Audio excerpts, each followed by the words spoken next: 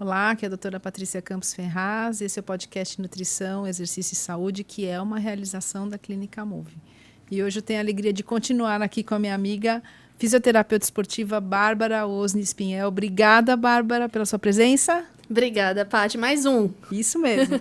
E agora a gente vai falar sobre Pilates, que é uma modalidade muito popular, tem muitos adeptos. A gente vai explicar um pouquinho o que é, quais são os principais benefícios. A gente vai sugar um pouquinho a Bárbara aqui, o conhecimento dela.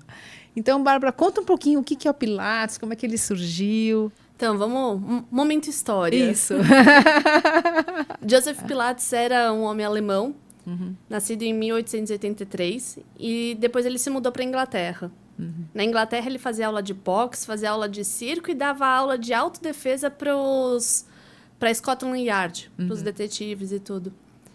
Quando eclodiu a Primeira Guerra, por ele ser alemão, os ingleses não ficaram felizes e exilaram ele porque ele era chamado de o inimigo estrangeiro, numa ilha.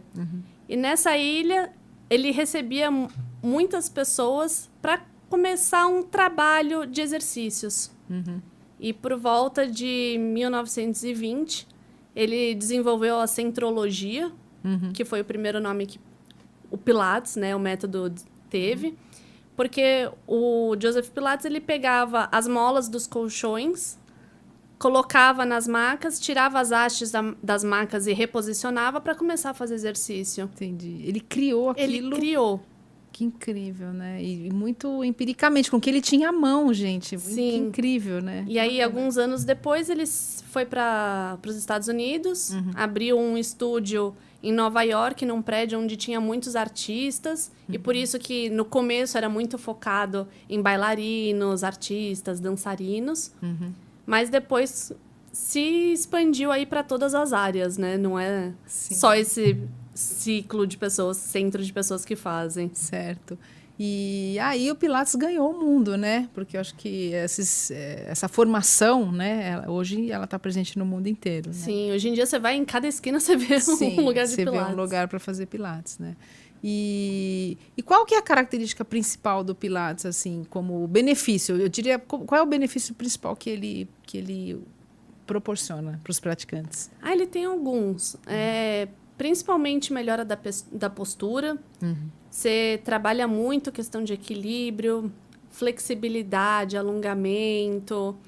Começa um ganho de força. É bem bacana e não tem contraindicação para fazer. Desde gestante, criança, adolescente, idosos, adultos, atletas, qualquer um pode fazer. E hoje a gente vê assim, toda aquela aparelhagem que é característica do Pilates, mas alguns profissionais tendo uma proposta de fazer uma espécie de mat Pilates, é isso que chama, sem os aparelhos. E aí eu pergunto, como que funciona isso? É possível ter o mesmo resultado? Sim, você chega a ter um resultado muito bom fazendo mat Pilates, que é só o Pilates solo. Porém, chega uma hora que você fica um pouco limitado, porque quando você tem os aparelhos, você tem as molas. E cada mola tem uma graduação de resistência diferente. Certo. Desde a mais fraca até a mais forte. Então, o interessante seria mesclar tanto o Pilates solo quanto o Pilates de aparelhos. E tem uma coisa que você falou da centrologia, né? E que acho que a proposta inicial do Pilates é fazer esse exercício com muita consciência e ativando muitos grupos musculares diferentes, né? Você conseguiria explicar para a gente como é que funciona isso? O Pilates, ele foca muito na questão do powerhouse, o famoso powerhouse, que é o nosso centro de força do corpo. Pilates acreditava que ele era o início de qualquer movimento que nós fôssemos fazer. É o que a gente chama de core hoje? Ou é não? o famoso core. Só que o core, ele é mais restrito a músculos abdominais. E o powerhouse, ele engloba tanto músculos respiratórios como diafragma, ilho-psoas, que é mais flexor de coxa e tronco. Então, ele é um pouco mais extenso, glúteo máximo também pega. E ele trabalhava muito essa questão de começar a aprender a respiração, que é um dos princípios do Pilates, para poder ativar o powerhouse. Entendi. Antes dos exercícios. Entendi. E isso faz a gente se concentrar muito na hora que está executando o Pilates. Não dá para você desconcentrar, senão você não vai conseguir fazer tudo aquilo. Eu fiz por poucos meses, eu tive uma experiência com Pilates por poucos meses com os aparelhos, eu achei muito bacana isso, me chamou a atenção, né? Algo que exige muita concentração para realizar, é muito legal, né? Mas aí eu queria perguntar para você, assim, qual que é a diferença básica entre o trabalho muscular feito no Pilates, na metodologia do Pilates, e um trabalho de musculação feito em academia normal? Quais seriam as grandes diferenças, assim, que a gente pode pontuar? Eu acredito que o Pilates é uma porta de entrada para quem não gosta muito de atividade física. E ele ganha muita questão de flexibilidade, alongamento, concentração, musculatura de resistência.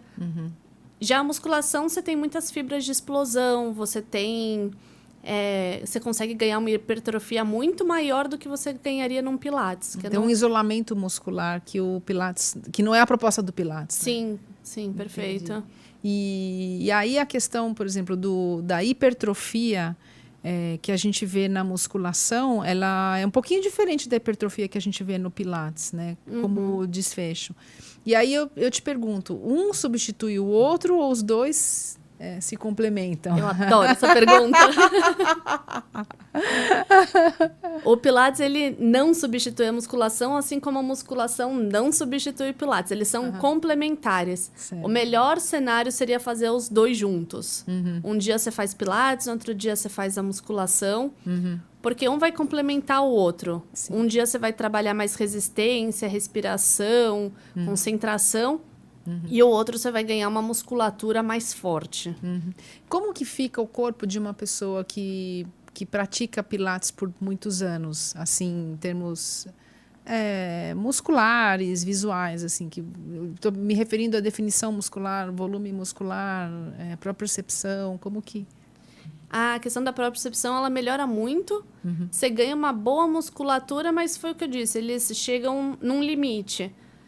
Depois de fazer Pilates várias vezes na semana, por vários anos, você não vai ganhar muito mais que aquilo que você já ganhou. Porque o Joseph Pilates, ele desenvolveu vários exercícios, a gente tem que seguir aquela cartela de exercícios. Existem as suas variações, então você pode facilitar ou complicar mais o exercício. Mas sempre vai ser aquilo, entende? Então, existe um limite onde você consegue chegar. Sim. É por isso que o Pilates talvez seja muito bacana como complemento de um treinamento mais amplo, né? E isso é uma coisa que eu vejo assim com meus pacientes, exatamente o que você falou. É uma porta de entrada para pessoas que talvez nunca fizeram exercício físico. E tem muitos pacientes meus, principalmente os de mais idade, que categoricamente me dizem: Patrícia, eu não gosto de academia, eu não gosto de musculação, eu odeio musculação, mas eu topo fazer Pilates. Ótimo, né? Sim.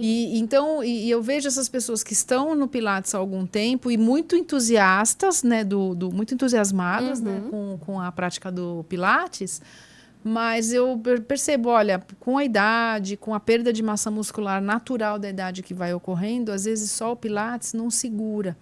Que muitas vezes eu tenho que ter essa conversa com eles, falar, olha, a gente não precisa abandonar o Pilates, mas de 3 vezes por semana, será que não dá para você fazer 1 ou 2 e criar um espaço para entrar na musculação com aquela proposta de isolamento muscular e de uma hipertrofia, de um ganho de força mais massivo, pensando na poupança, entre aspas, de músculo que os idosos têm que fazer ao longo da vida para viverem melhor?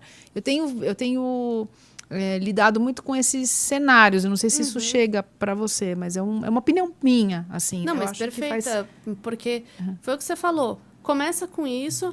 Mas se já faz 3 vezes na semana, troca uma para fazer uma musculação. Sim. É interessante.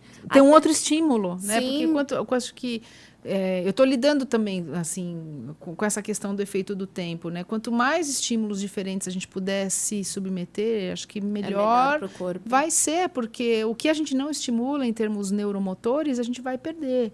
E às vezes coisas sutis, né, pequenas. Então, os estímulos precisam ser cada vez mais complexos para a gente conseguir manter toda essa neuromusculatura, vamos dizer assim, esse termo que eu acabei de criar, em ordem, né? Então, eu acho que faz muito sentido. Tanto é que é legal aprender coisas novas, né? Olha, vamos tocar um instrumento, vamos sei lá, aprender uma nova língua, vamos viajar mais, estimular a sua percepção num ambiente diferente, numa condição diferente. E o Pilates, e essa mistura do Pilates com a musculação, ela me remete a isso. Fala, gente, tem que mudar. Esse estímulo tem que mudar, tem que ser cada tanto hora que uma criaram várias vertentes do Pilates, que tem o Pilates solo, que nem a gente falou, o match, tem o Pilates aparelhos, e já inventaram até Pilates de tecido. Ah, tá. Tem o Pilates aéreo. Sim, nossa, tenho visto isso nas mídias sociais. Eu acho que foi até essa questão que você falou de estímulos novos, para não ficar sempre na sequência de sempre do Pilates, né? Sim, verdade. Isso é uma... Agora, a formação de Pilates, que eu vejo que é predominantemente dos fisioterapeutas, é uma formação meio longa também, né? Sim. Tem uns anos aí que o pessoal se dedica para ter a formação deles, né? Sim, são vários... posso falar, vários cursos que tem que fazer, várias... enfim, várias fases que tem que passar, que você vai aprendendo desde o básico até o mais complicado. Certo. E tem muito educador físico também. Sim, agora fazendo, né? Mas me parece um movimento mais recente. Não sei se né, recentemente os caras têm se interessado mais por isso, né? E então, assim, para uma pessoa que nunca praticou Pilates, o que você gostaria de deixar como sugestão, assim? Faça. Faça, que é muito gostoso. Para quem também não gosta de exercício, é uma porta de entrada mais leve, mais gostosa do que carregar aquele peso forte da musculação. Quem não gosta de sair pingando, sair suando da musculação. Ou de sentir muita dor, né? Assim, de ficar dolorido. Se bem que o Pilates também... não vou dizer que não dói, né? Não vou dizer que meus pacientes saem um pouco super bem. felizes depois de uma sessão com você. Muitos lembram de mim no dia seguinte, talvez não da melhor maneira que eu gostaria. É verdade. Mas é importante fazer, porque você vai ganhar equilíbrio, você vai começar a ganhar uma força, você vai ganhar uma consciência corporal assim fenomenal que vai te ajudar na musculação. E na questão da marcha, isso influencia? Quer dizer, uma pessoa que faz Pilates, assim, ela começa a ter uma postura e uma marcha que ficam melhores? Sim, porque em alguns exercícios até faz... Como posso dizer? Parece a marcha que a gente está fazendo. Certo. Então, simula a marcha, isso. Então, estimula bastante, consegue ter essa consciência corporal, consegue saber melhor quais músculos ativar, qual musculatura melhor para poder executar da melhor maneira. Sim, a marcha, para quem não sabe, é o caminhar, né? O ato de caminhar que a gente está colocando aqui como termo técnico, a marcha, né? E muito bem, então a gente está meio que caminhando para o final aqui do episódio. Você gostaria de deixar algum recadinho, algum take-home message assim para quem está nos assistindo? Se você for gestante, se você for criança, se você for adulto, se for velho, venha fazer Pilates. Vocês vão se beneficiar com certeza, né? Que só tem coisa a ganhar. Isso mesmo. Então, Bárbara, muito obrigada pela sua presença aqui, muito obrigada à Clínica Move pelo apoio e pela realização deste projeto. Muito obrigada a todos os ouvintes que nos ouvem e, né, as pessoas que estão nos assistindo aí nos diferentes espaços mundo afora. E até o próximo episódio.